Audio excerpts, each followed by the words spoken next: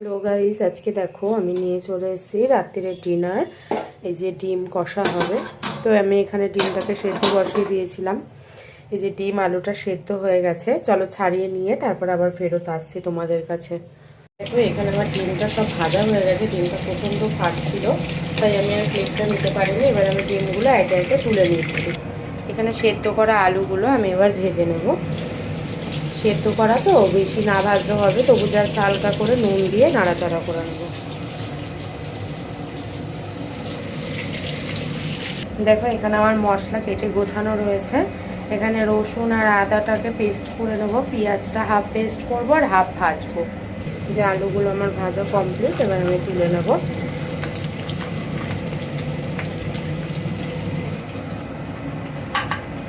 ফোড়নে দিয়ে দেবো, এদিকে আমি জিরে ফোড়ন, শুকনো লঙ্কা আর তেজপাতা, এটাকে এবার আমি লাল লাল করে ভেজে নেব। ভেজে নিয়ে অর্ধেক কুচানো পেঁয়াজগুলো এবার দিয়ে দেবো।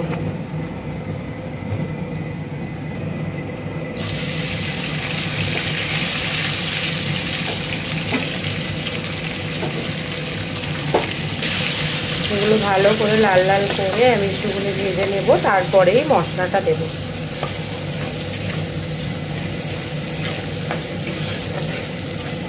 এদিকে দেখো আমার মশলা প্রায় রেডি একদম।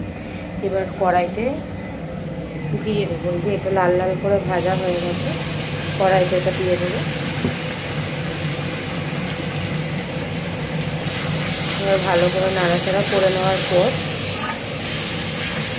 এরপর আমি একে একে নুন দিয়ে দেবো। তারপরে দিয়ে দেবো হলুদ, দিয়ে দিলাম হলুদ,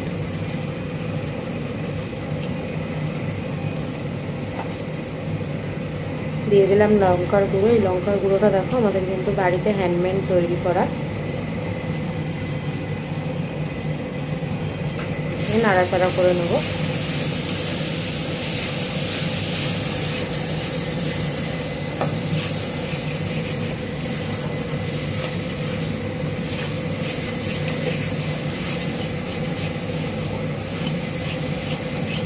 এবার একটু জল দিয়ে আর একটু ভালো করে কষিয়ে নেব।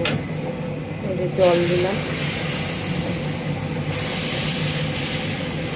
এবার দিয়ে দেবো জিরের গুঁড়ো। এটাও আমাদের ঘরে তৈরি করা হ্যান্ডমেড, যদি কারোর প্রয়োজন থেকে থাকে তাহলে বলবে, আমি পরের বার যখন আবার করব তোমাদের সাথে অবশ্যই জিরের গুঁড়োটা শেয়ার করব।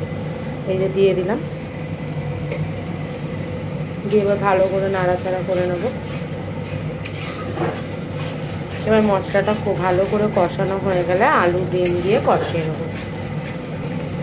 দেখো কালারটা কত সুন্দর এসছে, খুব সুন্দর কালার এসছে। আমি আর একটুখানি কষে নেব, তারপরে আলুটা ডিমটা দিয়ে অল্প করে কষে নিয়ে তারপরে জল দিয়ে দেবো। যেহেতু আলুটা একদম সেদ্ধ, তাই জন্য বেশি আর কি করতে পারবো না, এটা কষাতে পারবো না।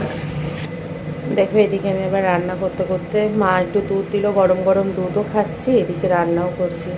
এটা তো বাপের বাড়ি আসার একটা মজাই আলাদা না। দেখো মশলাটা কষানো হয়ে গেছে, মশলা থেকে আমার তেল পুরো ছেড়ে দিয়েছে। এবারেই আমি আলুটা আর ডিমটা দিয়ে দেবো। দিয়ে দিলাম আলু আর ডিম।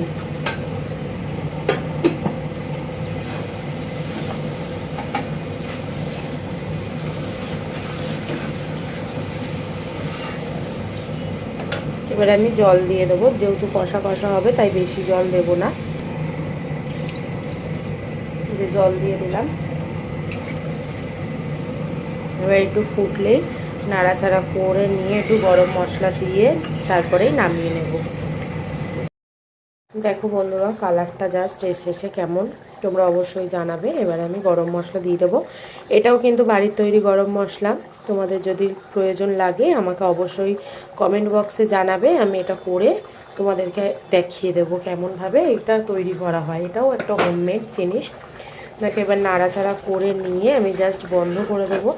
তরকারির কালারটা কেমন এসেছে তোমরা কিন্তু অবশ্যই জানিও। আজকের মতন টাটা।